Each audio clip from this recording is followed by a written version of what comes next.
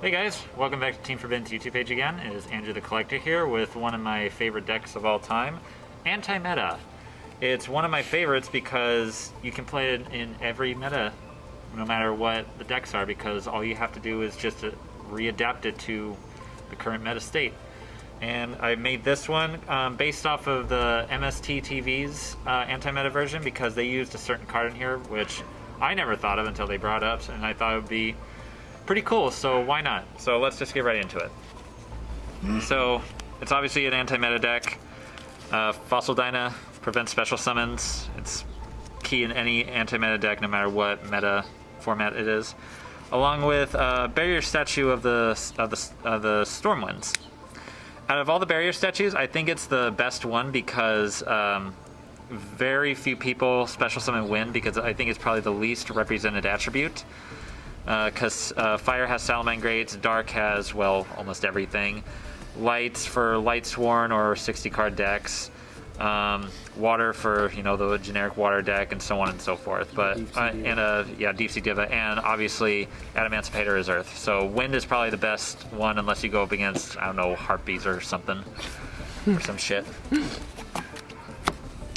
And next, you haven't seen this one in a while, Banisher of the Radiance.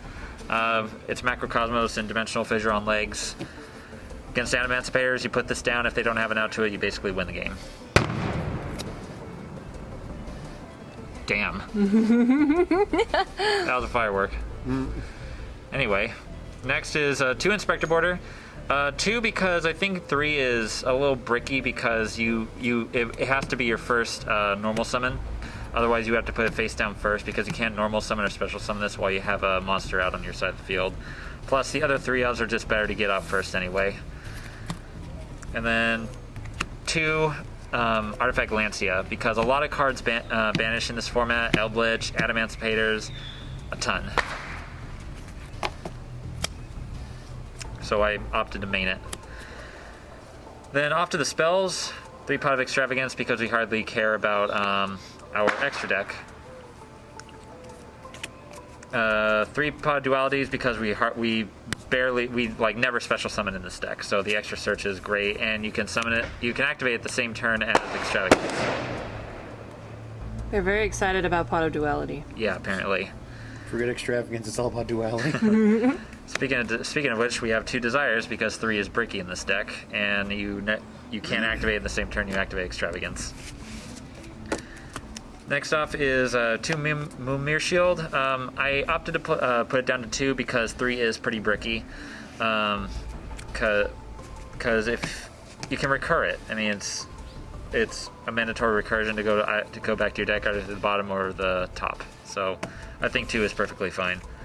Then to the bane of everyone's existence, 2 Mystic Mine. Everyone in this format hates this card except for me. I love this card.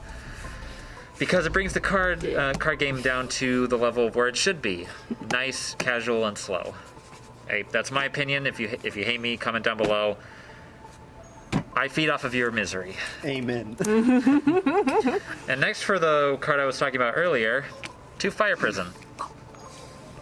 It's kind of a watered-down version of Mystic Mine, to where while it's face up on the field, only Link monsters can attack, and both you and your opponent can't special summon Link monsters with a lower Link rating than one that's already out on the field. And I believe that's it. I think Dragon Monsters gain a boost. Yeah, all Dragon monsters gain 300 attack. Yeah, but that's basically the gist. So if you get this out against a lot of meta decks, they can't do the Link Cross bullshit. So that's always a plus in my book.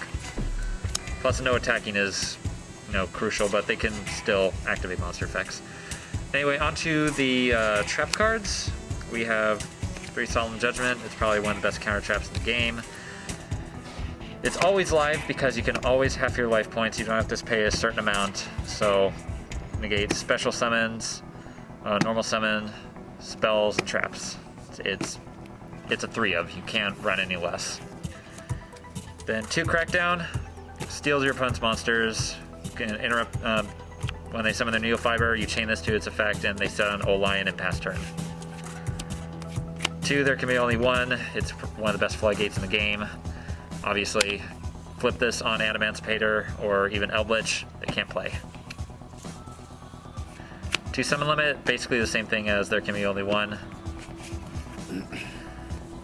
2 Waking the Dragon, because I'll let you know in a minute. I'm main decking these because back row removal is a bitch in this format because everyone's going up against Eldritch and they're preparing for Eldritch, so I'm opting to main deck 2 of them. Then 1 Metaverse because we have 4 Mystic Minds, and 1 Armory Call because what's better than having a Fossil Dino on the field when someone attacks it?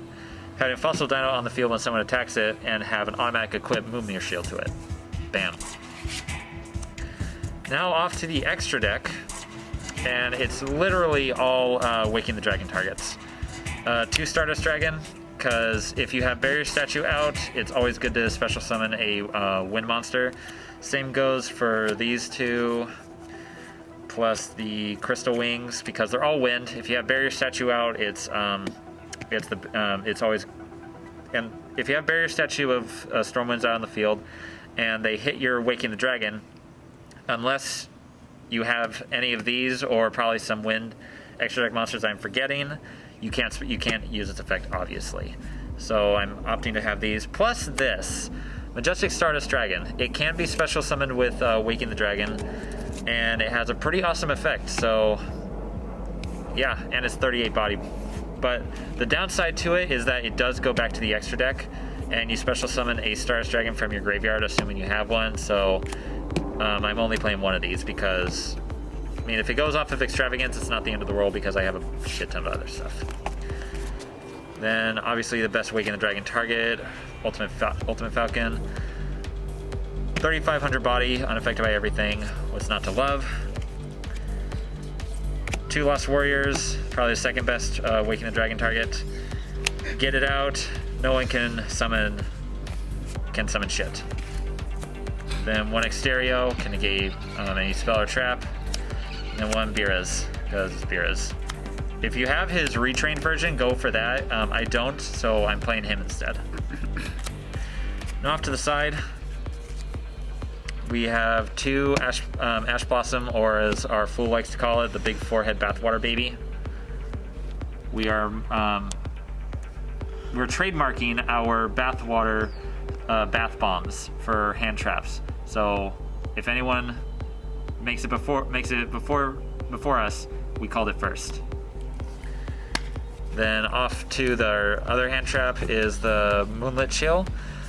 She's an interesting one. I'm testing her out instead of Effect Veiler to see how it goes, but I mean we'll see how she fares.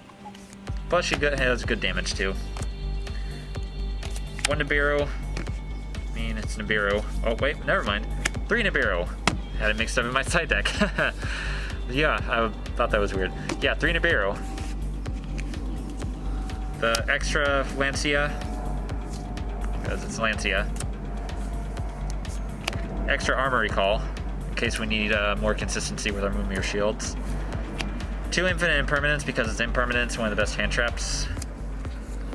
3 Cyclone, and 1 Regeki. No one ever really expects Regeki, so that's why I'm playing it.